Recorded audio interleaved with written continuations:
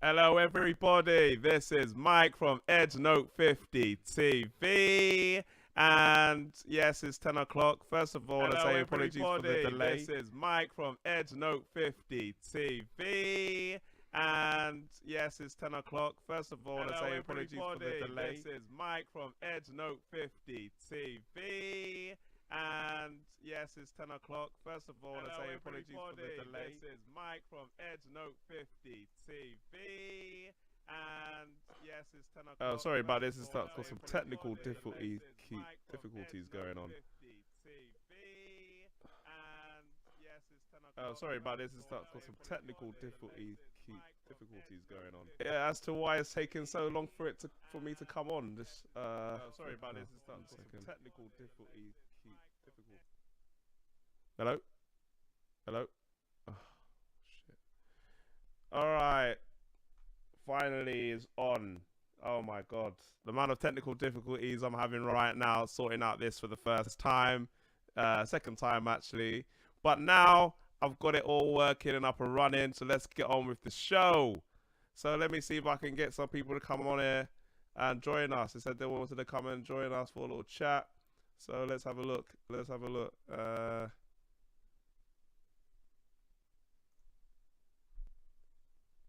Okay, one moment. Let's have a look.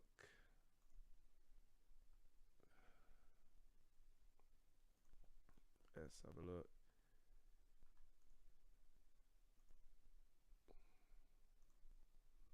So it's taking a little bit of a while for it to come on, but you're gonna see people join us for the chat.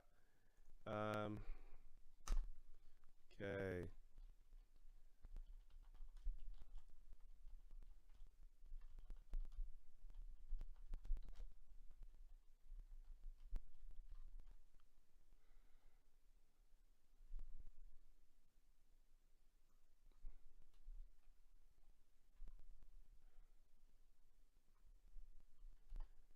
All right, so don't be surprised if you see some people coming on. Let's have a look. Yeah. So anyways, it's back on. It's working. Thank God for that. So let's get this show cracking. So basically, what we're gonna do today, we're gonna be talking about. We're changing the format a little bit because before every week I used to do a preview show where I just talk about the fights over the weekend and my predictions. So the format change is gonna be the same. However, I'm gonna talk about what's happening in the news during the week as well because boxing is hot right now. So we have to talk about it. So let's get cracking. Now, first off, we're going to talk about the fights that's happening over the weekend. Now, there's a couple of fights happening. The main ones is Brook versus Zafara, and then you got Lomachenko versus Padraza. So I'll be going through each of those, and then going through the card when it's on, giving you the details, and give you my predictions on the fight. And also we're going to be talking about the news. There's certain things. Obviously, the Tyson Fury and Wilder is still rumbling on. There's some news happening around that, and then you've got this Brook and Amir Khan situation. Amir Khan has now received an offer from Top Rank now, so it could be a change in regards to him changing his mind about fighting Brook. We don't know what's going on, so we're going to talk about that. So there's lots of stuff to talk about. So let's get cracking. So this is it now. We're going to talk about Brook versus Zafara first off. Now let's get this straight. This is not like the most exciting fight in the world. We pretty much know who's going to win. And Brook said, this is pretty much just a warm-up fight, just a get busy fight. So, but still, we haven't seen Brook for a long time. And if you're a fan of Brook, then you're probably going to want to watch it. So, we're going to talk about it. So let's have a look at the dates. So, in the States, it's going to be on the Zone. If you're in the UK, you're going to be watching it on, was it Sky Sports? So, also, you're going to be watching it on Sky Sports. So, is in Sheffield. So, yeah, so that's if you're in the States, in the UK, that's where you'll be able to watch it if you want to watch the fight. Also, let's have a look at the undercard as well. Let's have a look at the undercard. So, on the undercard, I mean, probably the most interesting out of the undercards is probably going to see Jono Carroll. Now, Jono Carroll is in the IBF Eliminator. So, Eddie Hearn has said if he wins, then he is going to fight Tevin Farmer on the undercard of Canelo and Rocky Fielding. So that's probably one of the most interesting ones. So if you're interested in Tevin Farmer and you want to have a little eye on Jono Carroll, then there's a good chance to see him and see how he is, and see how you rate him compared to Tevin Farmer. Also, there's another interesting one on here, which is Josh Kelly. Then you've got Josh Kelly versus David Afanasian. Now, this is a big step-up fight for Josh Kelly, because Josh Kelly is, one of the big talents, in the welterweight division. He's been knocking out people for fun, and this is his first big step-up fight. His last fight, Andy Booth said he's good enough to fight Amir Khan now. So I don't know if he's ready for that step up now, but Andy Booth is very confident, that he's ready for that step. So if you haven't seen Josh Kelly before, this is a chance for you to see Josh Kelly. I mean, this is all about really seeing how Kell Brook looks, if he's ready for to fight the big fights, because Kell Brook is saying he wants to fight the big names now in the welterweight division. Spence, Sean Porter, Thurmans, you name it, he wants them. And then you've got Josh Kelly, who's in the welterweight division as well. So, and they're saying in 2019 he wants to step up. So, he could be like one of those guys that could, really push himself in the welterweight division. So, I think the welterweight division for UK boxing is going to get exciting. Kell Brook is going to be in some big fights if the Amir Khan fight doesn't happen. And then you've got Josh Kelly as well. So, it's really interesting. I mean, further down the card, you've got Kid Galahad. So you've got some other ones like Callum Hancock. You've got some other, up and coming people on the card as well. But I think on the Sky, I don't know if all those cards are going to be shown.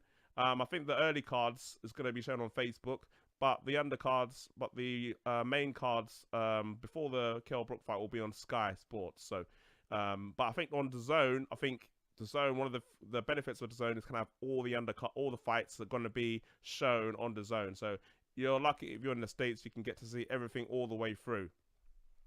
So, I mean, now let's go to in regards to my predictions for the fight.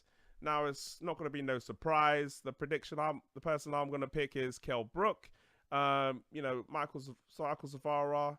Kell Brook should, if he's looking to fight the world's best welterweights, he should be able to beat this guy easily. I'm predicting a knockout in probably about 4 or 5 rounds. The reason why I'm not predicting sooner is because he hasn't fought in a long time, and I think he's just gonna play around with this guy just so he can get his feet wet. Just so he can warm up a little bit, and then once he's had enough, like you say, you don't get paid for overtime, and around 4 or 5, he's gonna knock him out as soon as he hits him with those chocolate brownies. So as soon as he hits them with those chocolate brownies, he hasn't given anyone a chocolate brownie for a long time. So as soon as he gets him one of those, I think he'll be out of there. So that's my prediction for the fight. A little quick prediction for the Kell Brook fight there. Now, in regards to what happens, with Amir Khan situation, with Amir Khan, where shall we talk about this Amir Khan situation, or shall we not? That's the question. Amir Khan is just, we thought this fight was going to happen. At the Tony Bellew fight, he said to Kell Brook, it's on. He wants this fight to happen. And now there seems to be a spanner in the works, because Barbaron has come out and said that he's offered Amir Khan $5 million to fight Terence Crawford for the World Championship. So, yeah, it's going to be a little bit of a toughie there, isn't it? At the same time, the UK fans want to see Brook Khan. We've been waiting for that fight for a long time. But at the same time, Brook has got one of the world's best pound-for-pound fighters for a world title, plus $5 million. you know, that's going to be difficult for Khan to turn down. It's a difficult situation right now.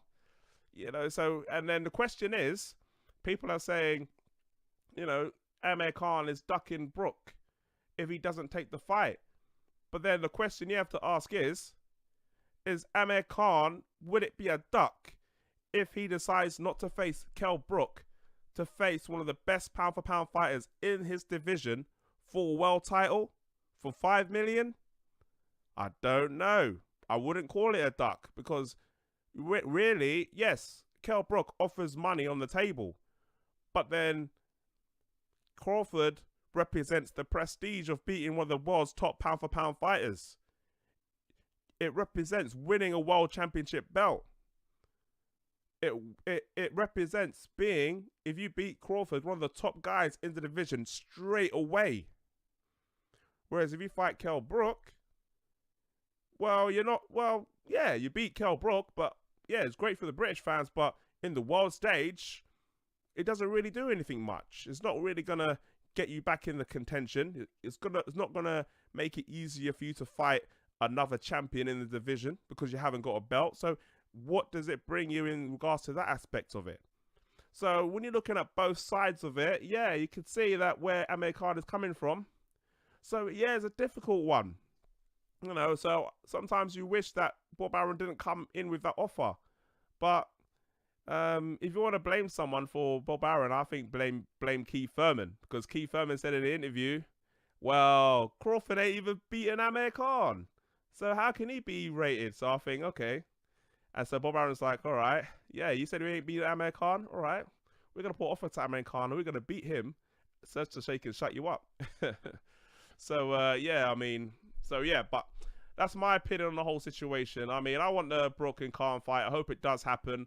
I hope this is just a smoke screen, just so, you know, to make Brook scared and the fight does happen. But, you know, if it doesn't, then it better be a good fight that he turns the Brook fight down for. And if it's Crawford, yeah, it'll be an interesting fight. I'd watch it. And yeah, we'll just hope that the Brook and Khan fight happens down the line. So anyways, that's my opinion on that. Now let's look at the Lomachenko padraza fight. So let's look where we can watch that. So Lomachenko padraza is going to be on Box Nation in the UK, and it's going to be on ESPN Plus in the States. Now, yeah, so now it's going to be on both of those channels if you guys watching it. Now let's look at, it's going to be in Madison Square Garden, New York. Now let's have a look at the undercard. Now this is the fights that's happening on the undercard at the moment. Now the thing is, in the UK we have Box Nation, and Box Nation has only it doesn't show all the cards.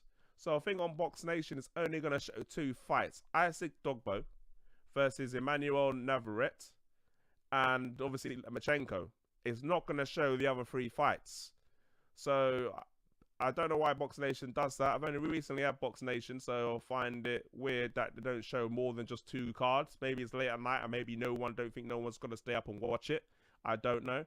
But I'd like to see the undercards, just to see the up-and-coming people, or the people that are, you know, it's going to be in, you know, coming up. So yeah, I mean, as I say, you know, so I'm going to see Isaac Dogbo, you know, due to the featherweight title. He's a very good fighter, very talented, so I'm looking forward to seeing him. And Vasily Lomachenko, if you haven't seen this guy, he's one of the best fighters in the world, one of the pound for pound. And also Jose Pedraza. He's only lost once, and he surprised people when he beat Beltran. It was because the original plan was supposed to be Lomachenko versus Beltran. It was supposed to be a setup.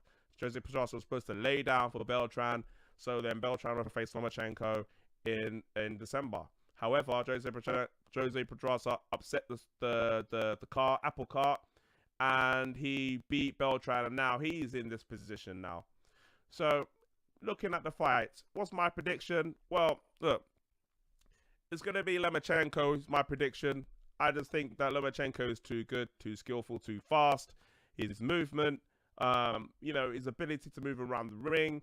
he's just an overall better fighter than Jose Pedraza. Now, Jose Pedraza is going to give it a go. He's going to try. But Lomachenko is too skillful for this guy.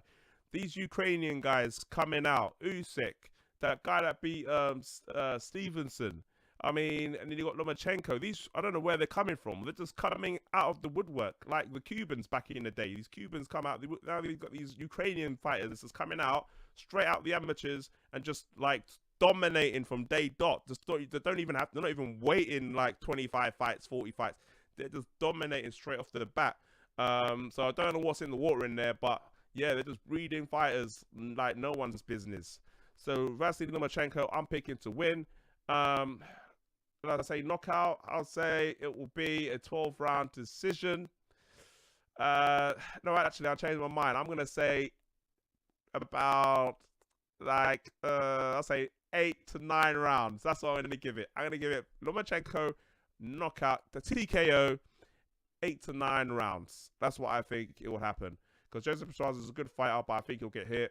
And I think he'll get hit, and I think eventually the referee will wave the fight off. I don't think it'll be just a pure knockout. Lomachenko doesn't have pure knockout power, concussive knockout power. He'll just beat you, and then you just get dazed. He'll just keep on punching you until the referee will just wave it off. So that's what I think is going to happen anyways with the fight. I just noticed I've put like Jose Pedraza twice on there. Well, that's to the bottom of the undercard, but to be honest with you, I don't even know. I won't be able to watch that fight anyway. So, yeah. But if you guys want to see it, I'm gonna update it on my social media. So on my Instagram, no, sorry, on my Twitter, and my Facebook. If you guys want to have a look, and the full undercard with the full information on there. So that's the information about the undercard, and in regards to the fight with Pedraza and Lomachenko. Now, the interesting thing about Lomachenko is that now Anthony Crolla, who recently fought on the Tony Bellew undercard, he is the #1 contender for Lomachenko's belt. Now, the question is that I've heard through the grapevine that Eddie Hearn is wanting Vasily Lomachenko to fight in the UK, to fight Anthony Crolla, and for the belt. The question is whether Vasily Lomachenko will take the offer. Yeah, he's seen the reception that Usyk got when he came to the UK, and our Usyk is very well liked and loved, and he's become a little folk hero, so to speak, with his little memes. You know, so you know he always said he likes the UK. So if Eddie Hearn offers him enough money, would he be tempted to come back into the UK? But that's the question. So that's, you know, if you know, I think it's going to be difficult. I think it's going to be difficult just because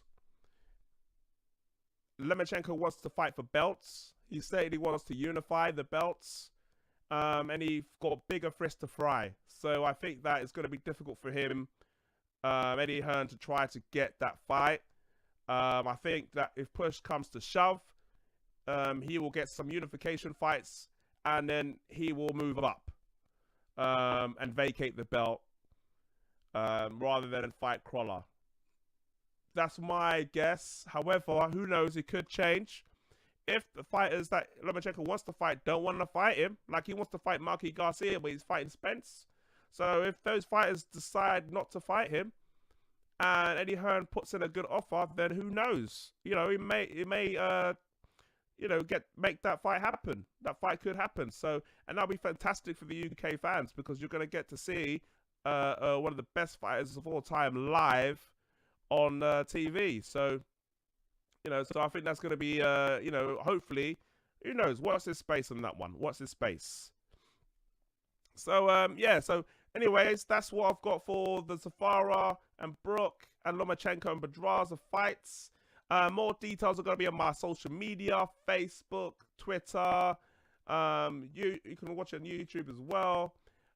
Also, I'm going to talk about a couple of other things as well in the news. Yeah, so first off, I'll say Stevenson. You probably heard it already. He's in stable condition now. So I like to give my prayers with him. Wish him all the best for speedy recovery.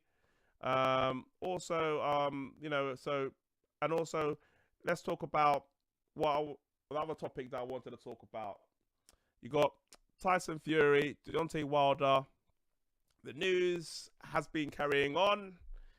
Deontay Wilder's been doing these talk shows, doing these press tours, saying that he wasn't himself, saying that we had hand injury, blah blah blah, saying various different excuses to why he didn't perform on the night.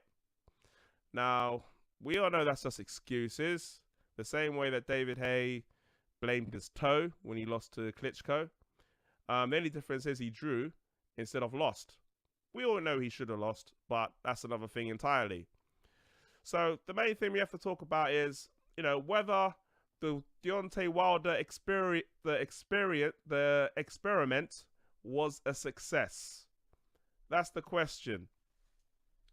So, I don't believe the Deontay Wilder experiment has been a success. I think it's been a failure. Yeah? Now, a lot of people out there are saying, oh, no, it was successful. The pay-per-view buys came in. It did 400,000 pay-per-view buys. That's a lot of money. Wow, he's a pay-per-view star now. No, he's not. No, he is not. Now, let me just explain to people. Can I keep it real in regards to what pay-per-view is about? Number one, pay-per-view. This is his first ever pay-per-view fight. First ever pay-per-view fight. He hasn't had any other pay-per-views before this. And let's remember, his first pay-per-view fight is against Tyson Fury. One of the best heavyweights in the world today. Other than Anthony Joshua, this is the second biggest heavyweight fight to make. So this is going to be your peak fight. This is going to be your biggest fight that, other than Joshua fight, you're going to have. So normally when people have pay-per-view fights, they start off slow and then you move your way up to like the big fights. That's normally how you build a pay-per-view fighter. I'm not going to say in the States that's the case, but normally with pay-per-views, you have to build them up. It's very rare that you get a pay-per-view fighter and that then you have their first pay-per-view is a super fight against the top fighters, in the world. So you've got let's look at a few names off the top of my head. Anthony Joshua, his first pay-per-view fight wasn't against Klitschko. It peaked at Klitschko. But he had Dillian White before that. He had Charles Martin before Klitschko. So it built up before he got to that point. His pay-per-view started out low, but then it peaked when he fought one of the biggest fighters he's faced. Then you've got Triple G. David Lemieux was on pay-per-view. That wasn't the super fight. The super fight was Canelo, but he started off on pay-per-view with Lemieux, and then it peaked when he went and fought Canelo Alvarez. So you work your way up to become that pay-per-view until you hit that peak, which is the super fight. Yeah? So then you've got Deontay Wilder, who they want to make him into a pay-per-view star because they want to have better negotiation for when he goes and discusses new terms with Anthony Joshua. The problem is, Dave gave him the peak fight straight away. They've given the Tyson Fury fight straight away, rather than building him as a pay-per-view star from the beginning, which they should have really have done if they wanted to build him into a star. So the problem is that when you've peaked with Tyson Fury at 400,000 buys, where can you go from there? What other fights can you have that's going to generate more pay-per-view buys than Tyson Fury? Okay, the first option you're going to say is AJ. Yeah, exactly. But then that's when AJ has the power. Because AJ knows this. AJ knows that the only way you're going to generate more pay-per-view money than the Tyson Fury is if you face him. So who has more of the power? Deontay Wilder or AJ? Because AJ can simply say, yeah, you've peaked at Fury. 400,000 is all you can do. Now, I know that you can do more fighting me, but I don't have to fight you. I can fight other fighters and generate the same amount of pay-per-view or even more than what you did against Tyson Fury. He can fight Dillian Whyte in April and generate the same pay-per-view as what Tyson Fury and Wilder did. He can probably fight Usyk and generate the same. There are many options that AJ can fight that can generate the same or just as little than what Deontay Wilder made. The only way that Deontay Wilder can shift the pendulum to his favor is if he generated over 1 million buys.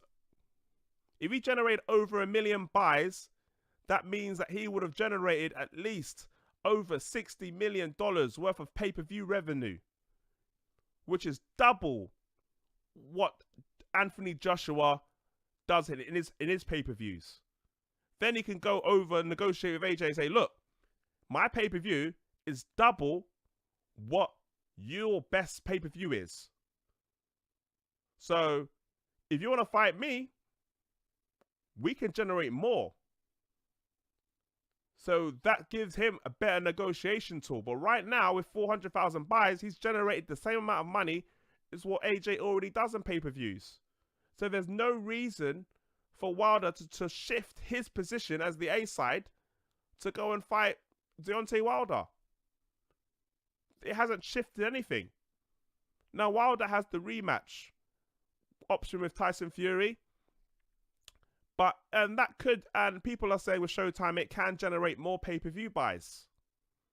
Because people was excited and it was a good fight and people want to see the second fight. However, people are forgetting about history. Recent history. Recent history shows that pay-per-view rematches don't generate significantly more than the first fight. Look at, I don't know. Let's how far back shall we go? Let's go back. How far back can we look at? We can go far back as what? Canelo and Triple G. You know what? The first fight did how much? 1.2. The second fight did 1 million. It did less. And Canelo's a bigger star. Triple G and Canelo are bigger stars than Deontay Wilder. And their second fight did less. Let's remember that. Okay. If you guys want to ignore that, let's look at another fight. Let's look at Floyd Mayweather. He's the biggest pay-per-view star in history. The biggest pay-per-view star in history. Yeah? He done a rematch against Marcus Maidana. Now, that's not his peak. Maidana's like an average, normal pay-per-view fight for him. He did 900,000 buys in that first fight. The second fight, it did 920,000 pay-per-view buys. Just 20,000 more. Not 1 million more. Not 500,000 more. Not 200. Not 100,000 more. Just 20,000 more buys than the last fight. And let's remember this. This is Floyd Mayweather, the biggest pay-per-view star in history. And he couldn't do it. The biggest pay-per-view star right now was Canelo before he went to the zone. He couldn't do it with Triple G. But everyone is expecting Deontay Wilder in the second fight to generate significantly more than in his first fight. Where's the history to prove that? And that's even before I even discuss even if he wants to fight, because he's gonna get beat if he fights Tyson Fury again. He will get beat. So yes, when I say the numbers is terrible, it is. The Showtime executive said, "Oh, he'll be happy if he had 400,000." Yeah, they'll be happy if they had 400,000. They break even at 250, so they made 150 more. So yeah, they'll be happy with that. They made their money back. But are they really happy about that? Really? Was it that? Did they reach their objective of making Deontay Wilder the star that they wanted him to be? Because normally, their record for him being a star means that you have to do at least 800 a million pay-per-view buys for you to be considered a star based on recent history. If you look back at the history of heavyweights, from Mike Tyson, Lennox Lewis, Mayweather, Canelo, they all managed to do at least a million buys, 800,000, 900,000, a million buys. Now, people can say the prices were different. Okay, the prices were different. Inflation, prices, boxing was more popular then than it was now. Of course, all those will come into play. Of course it does. However, they said, we have to remember that the aim of this was him to become a pay-per-view star. And if you want to be a pay-per-view star, you have to base it on how much the previous people got. And the previous people done those kind of numbers. So you have to base it on that. And if you don't do those kind of numbers, then you cannot consider yourself a pay-per-view star. And you can't consider yourself a pay-per-view star after only one fight. For you to be the pay-per-view star, you have to be a pay-per-view star after quite a few fights. Fight Ortiz and do 400,000. Fight your mandatory Dominic Breazeale and do 400,000 pay-per-view buys. Because I know it won't happen. We know that Dominic Breazeale versus Deontay Wilder won't be on pay-per-view. We know it. Deontay Wilder versus Ortiz is going to struggle to break even on pay-per-view. Deontay Wilder versus who else is on? Who else can he fight? I don't know. Him versus Jarrell Miller will struggle to break even on pay-per-view. So is he really a pay-per-view star? List on the comments 5 fighters that Deontay Wilder can face that's going to do more than 250 pay-per-view buys. That's break even. Let's you name them in the comments right now. I don't think you can. So anyways, that's my opinion on it, on why I think the pay-per-view numbers is not good enough. I think that you have to have higher standards. Deontay Wilder said he wanted 2 million, but we all know that he talks crap sometimes. But yeah, I think you have to have higher standards than that. I just don't think that if you want to be a pay-per-view star, you have to reach what other people are reaching. You know, if you want to be the best in the world, you have to look at what people have done in history and think, okay, this guy was unified champion, so I'm going to try and be unified champion. You can't go and say, this guy in the past was unified champion, but I'm only going to get 2 belts and I'm going to consider myself the same as someone who got 4 belts. No. If someone done 1 million pay-per-view buys, you strive to be the same as them. Be 1 million pay-per-view buys. You can't go and say, I'm the same like Floyd Mayweather, I'm the same like Canelo, and then only do 300,000 pay-per-view buys, and then come out and say I'm like Mayweather, I'm like Mike Tyson. No, you ain't achieved what they have achieved. You haven't done no pay-per-view buys what they pay-per-view buys they've done. So how can you come and say that you are like them? Anyways, that's my opinion on the whole situation. Leave a comment, leave a like if you like what I'm talking about. Yeah, if you don't like what I'm talking about, leave a like anyways, and tell me in the bottom why you liked it. That's all I've got to say about this preview show today. I hope you enjoyed it. Sorry about the technical difficulties. It's all been sorted now. So going forward, my review show is going to be at 9 o'clock on Mondays, where I'm going to be talking about the review of the Brook, Zafara and the Lomachenko fight. What's that? Mikey T. Oh, thanks, Mikey T. Do you know what? You're the first person who's written on the chat, so congratulations. Big up, Mikey T. I'm going to give you a wrench. Let's have a look. Hey. Let me have a look. Actually, I have to sort you out a wrench on there. 1 second. I'm going to sort that out. Thanks, Mikey T. Yeah, but this is all I'm going to say on the show today.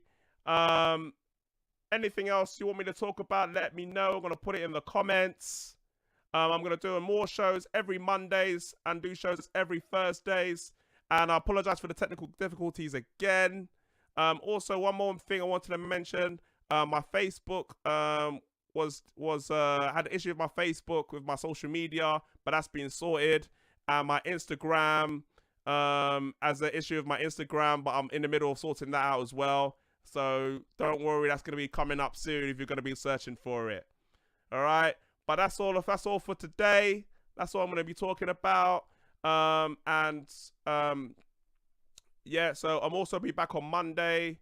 And have a good weekend, guys. And peace out.